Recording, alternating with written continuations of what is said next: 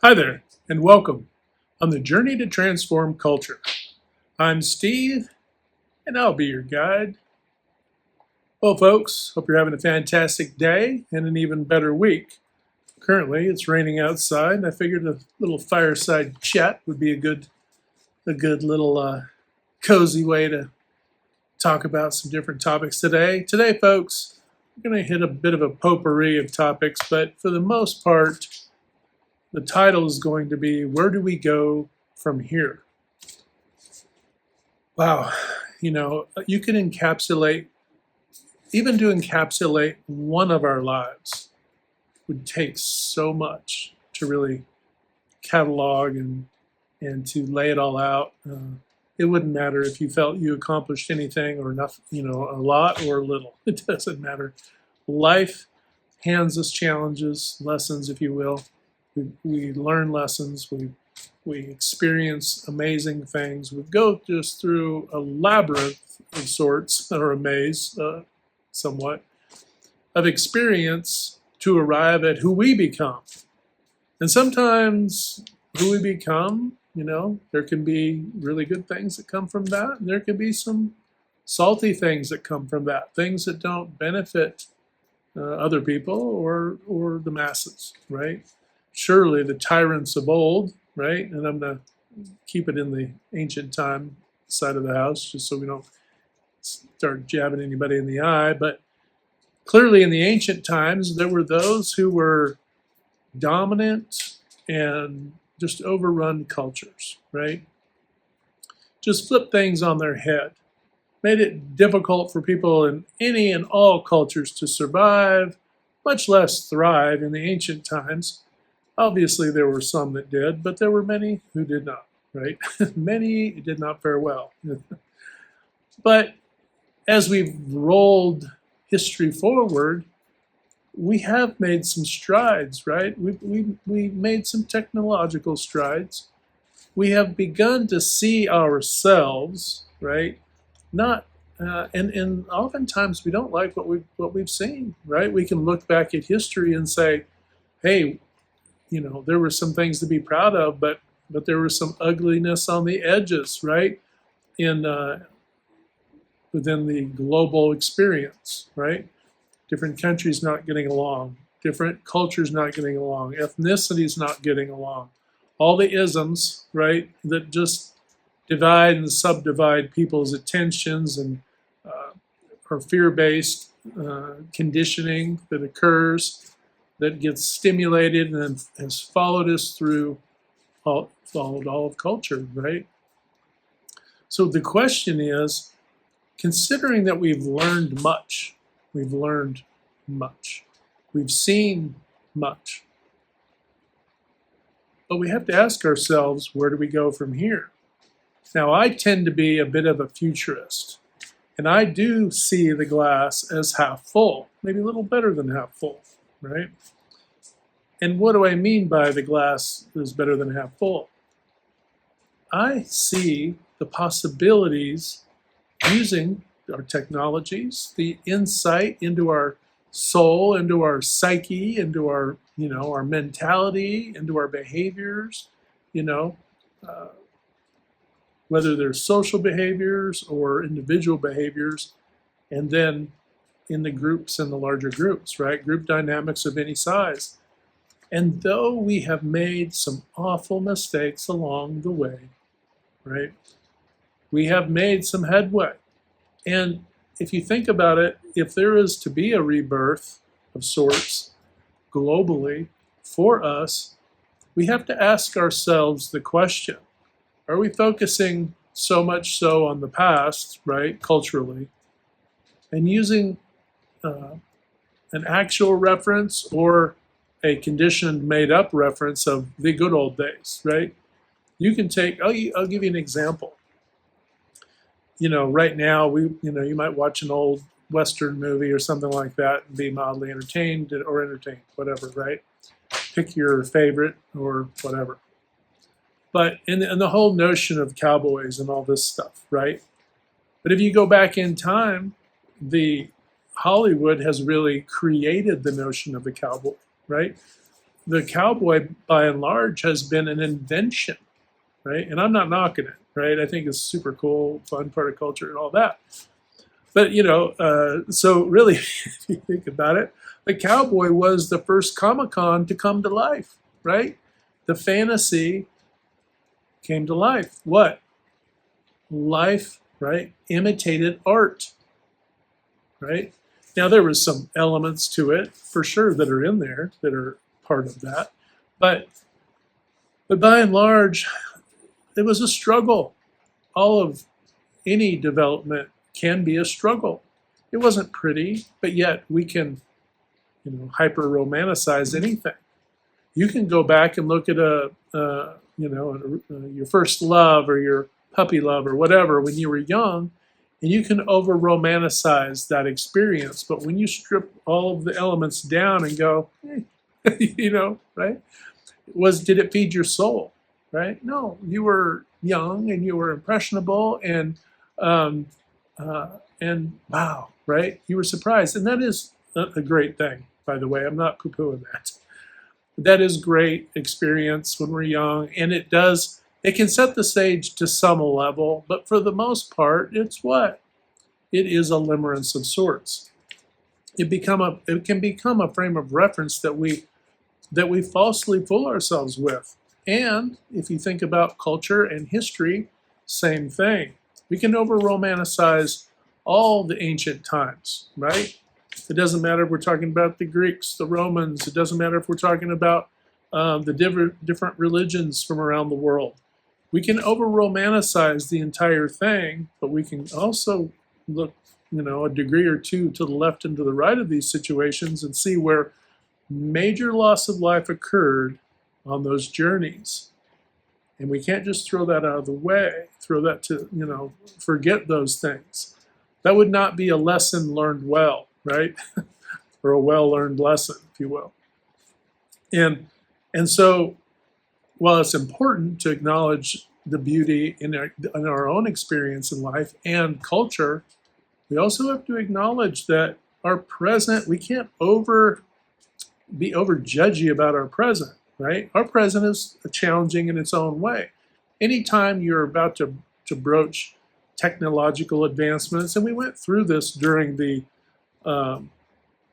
beginning of the Industrial Revolution, these same questions, the same anxieties, the same fears, the same concerns, the hyper awareness and probably almost like racing minds of culture occurred back then, not unlike today. The difference is today you can flip on YouTube, you can flip on any social media, and you can see where everything is just like, it's like a fireworks show, right?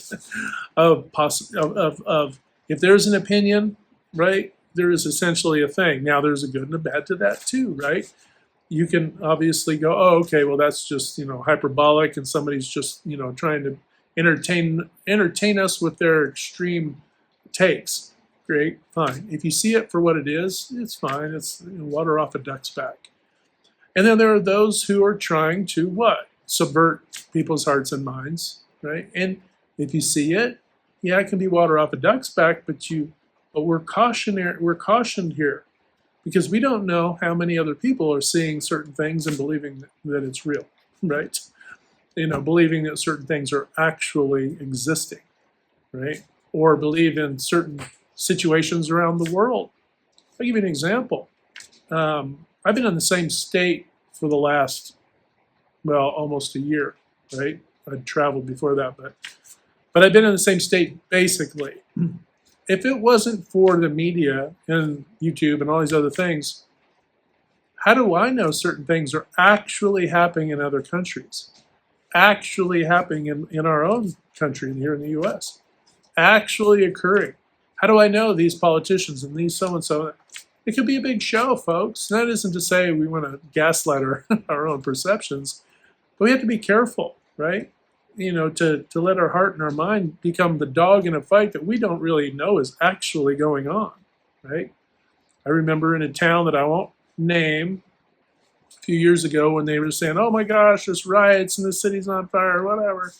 And was actually happened to be having to go to this town, and there was a blip. There was hardly anything going on in this town. But the media would have you believe that the place was burning to the ground. These are the things you have to be careful about, right? You have to be really careful about. That being said, we also can't let our thinking that something isn't happening make us believe that nothing is happening, right? We can't be falling into either extreme, right? We can't gaslight ourselves either way. We have to be prudent, right? And so I asked the question of where do we go, where do we go from here with a prudence to acknowledge that, there's some things that we're doing well, but there's some things we're not doing well.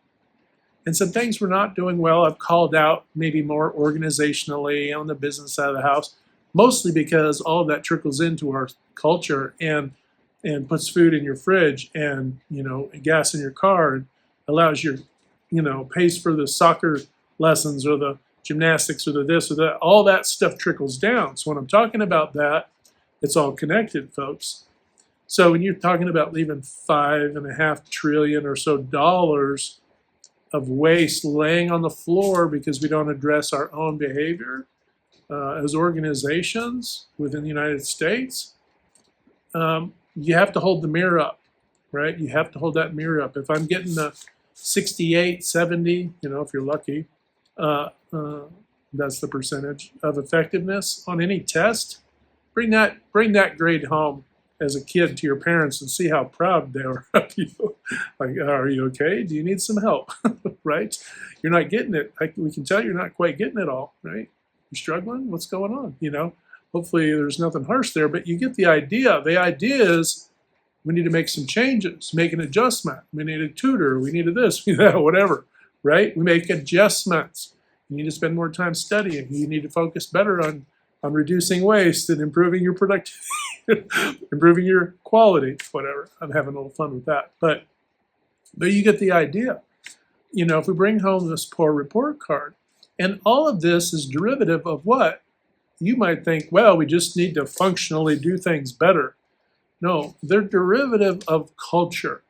They're derivative of how we get along with one another, how we are accepting of one another, right? How we're accepting the sovereignty of the love and the lives of one another, right?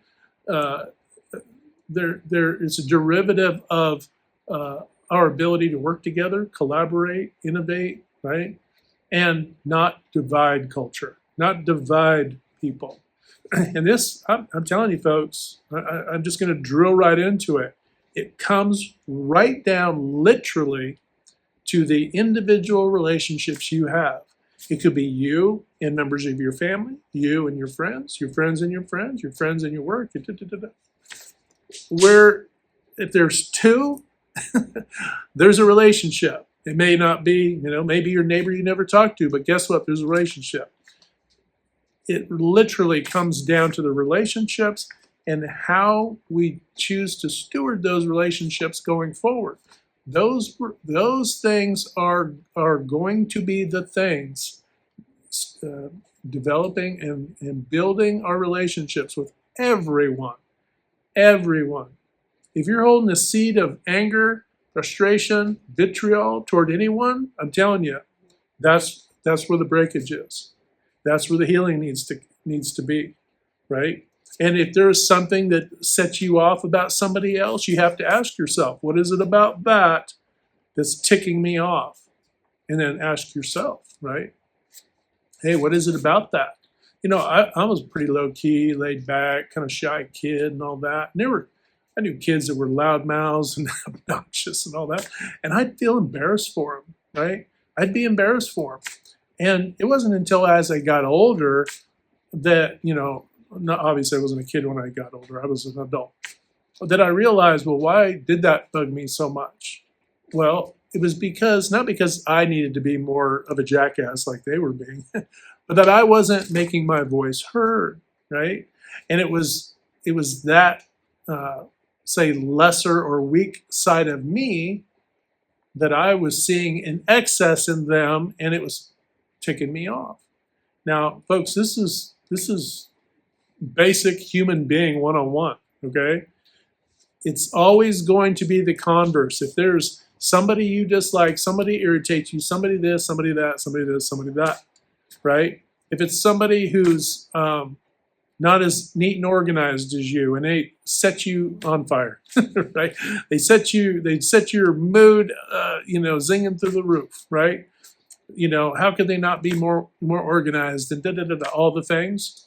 Well, ask yourself, why can't you relax? And do you always have to be obsessive about being organized, right? Are you obsessive in any one area? But you have to look at the converse. It isn't to say to give, just write that off and let chaos reign. That isn't what we're talking about. What we're talking about is there are elements to those behaviors that are weak aspects to you, right? And those are areas of healing that have to occur within you. You're not going to mend relationships. We're not going to be able to do that if we can't acknowledge these things within ourselves.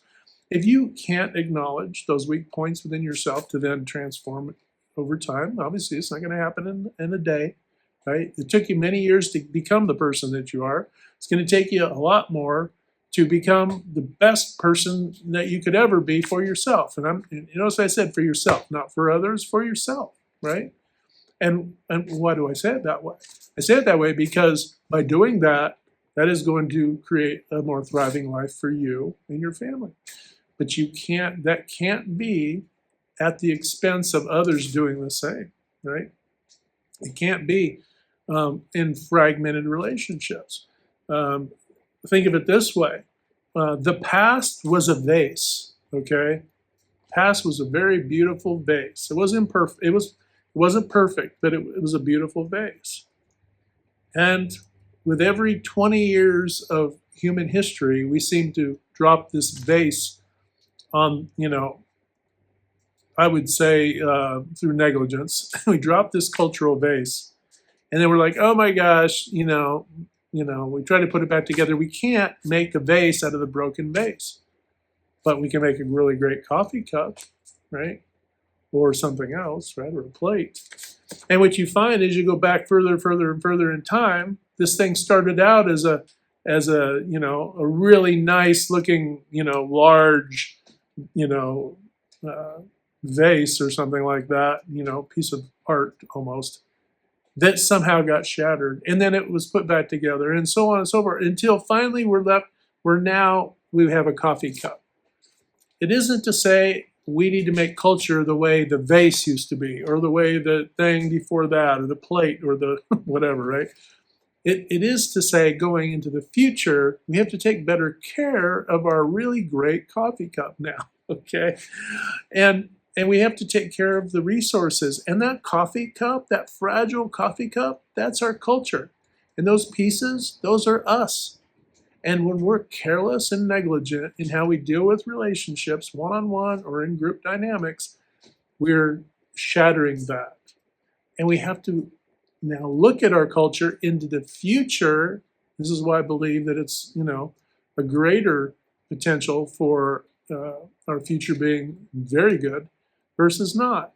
Because I believe that as we go through this birth canal, if you will, of transforming culture, all of us, right? As we go forward, every decision is going to be more critical by, a factor of 100 than any of the decisions that our predecessors made before us. Why? There are more of us, right? We have to be smart with our resources, right? And right on down the line, to be able to steward culture forward in a healthy way. Otherwise, what happens is when we don't do that, if we don't see the importance at that scale, then what are we doing? We're essentially, throwing this coffee cup around. We're being careless with this fragile coffee cup, right? And to be careless means this thing may end up being a thimble at some point if we're not careful, right? So how do we do this? How do we steward ourselves smartly to get to the future?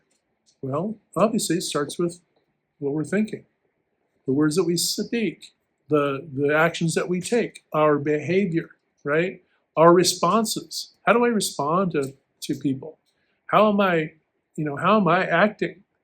Is my character You know, do I have good character in the relationships that I have, right? And culture at large. And when we fail, do we see, do we go, okay, made a mistake here, get back up on the horse, go, and you make the adjustments, right?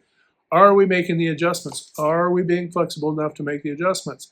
These are things that we're doing to make sure that this coffee cup doesn't get dropped and shattered, right? And what is absolutely a foul is if we're pointing, oh, so and so over there, and so they're doing this and they're doing that, and they, right? Look, folks, we can only control ourselves, right? We can only affect what we're thinking, what we're saying, and what we're doing. But from that, we can be a positive influence on others, right? We do this when we're raising, I'm a grandfather, I have kids, and I have 8 grandchildren. When we're influencing, our families in a positive way, that's what we're doing, right? And it's no different when we interact in culture. So where do we go from here? It really comes down to behavior. It really comes down to respecting the sovereignty of others, right? Protecting love, right? I'm speaking with somebody today and talking about the sovereignty of, and it's a universal truth, right? It's just, you just can't get away from it. If you can, then you definitely need to do a little research, a little reading, a little catching up, connect with people in the culture. But we do need to protect love in one another's lives and the sovereignty of that, right? And we can do this, folks. Where we go from here, the possibility for us into the future, gosh, and I don't just mean with work and projects and functional things with organizations. Yes, that is true, and that is a part of it. But it is about how do we get along with our neighbor?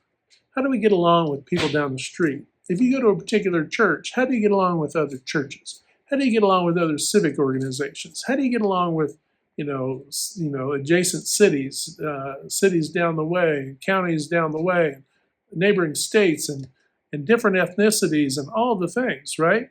How are you getting along? Are you perpetuating good, or are you divisive?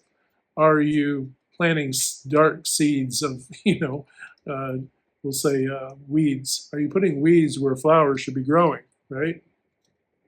So the future is open to us. We get to determine the outcome. We have to be careful not to fall in the fear trap, right? We have to be careful that we don't divide and subdivide all of us from one another. Well, you believe that the sky is blue, and I believe that the sky is turquoise, and they believe that the sky is green. Can we just agree that there's a sky? There's a sky. Done. Okay, who cares? Who cares? Yes, maybe you're seeing more blue, you're seeing more green, all that, right? It's nuance, folks. It's nuance. It doesn't mean that somebody else sees a little green in the sky when you see it as being, turquoise, whatever, or blue, that they see a little green in the sky. It doesn't mean they're evil, okay? It doesn't mean, well, they're wrong. They're wrong. They're not worthy. They're wrong, right? This is how elementary, this is how we were in elementary school, folks. I think we need to graduate past elementary and move on, right, to the collegiate level, human 101. How to take care of our relationships and one another, right? Even relationships that don't work. Doesn't mean we have to go to war with things that don't work, right? If your car breaks down, you don't just, light it on fire, do you? Well, I suppose somebody could have. But, you just don't light it on fire, right? You don't just burn it. You don't just, haul it to the dump. No, you fix it, right? Or at the very least, you trade it off, right? And somebody scraps it later on, right? There's a value there, right? You honor the value that is still there, irrespective of it didn't work for you, right? You break your shoelace. Do you throw your shoes away, right? No, you acknowledge this shoe doesn't have a working shoelace. I can't wear these shoes anymore. Too bad for me, right? And then you make adjustments and you move on, right? I'll get some new laces or I'll get some new shoes, whatever the scenario, right? But we make adjustments, right? We don't throw away if it's too easy for us to throw away people, right? Companies throwing employees away, leaders away, functional and support staff in those companies. And if people in all of culture are throwing people away, right? Just throwing them away because, well, it's just easier to throw people away, right? Instead of saying, hey, you know what? I screwed up. Yeah, you know what? I may have screwed up too. Okay, yeah, we can, let bygones be bygones. Live and let live. Hey, happy life. All right, happy life to you too. Good luck to you. It doesn't mean you got to be buddies. You don't have to be friends with everybody, but it does mean we have to respect the sovereignty of one another to protect the love in their own life, right? If somebody likes, chocolate ice cream, right, and you like vanilla, are you going to demonize people that eat chocolate ice cream forever? I mean, come on, And then there are those of us who like Rocky Road. But anyway, you get the idea. Folks, the future is open, right? The future and making something really wonderful out of it can be an exciting prospect, right? But we have to understand we're going through a birth canal. We're going through a birth canal, and it's not comfortable in a birth canal. Transformation and a rebirth is not comfortable, right? We know there's a light up ahead, right? But guess what? The doctor's not going to reach in and save you, okay? You got to just gut it out and grind it out and get through the birth canal like, normal birthing, normal things get birthed, right? You just have to enjoy the process. And if you're not enjoying it, it's okay to go, I'm not enjoying this. This is hard. Yes, it is hard. But there's also joy along the way, right?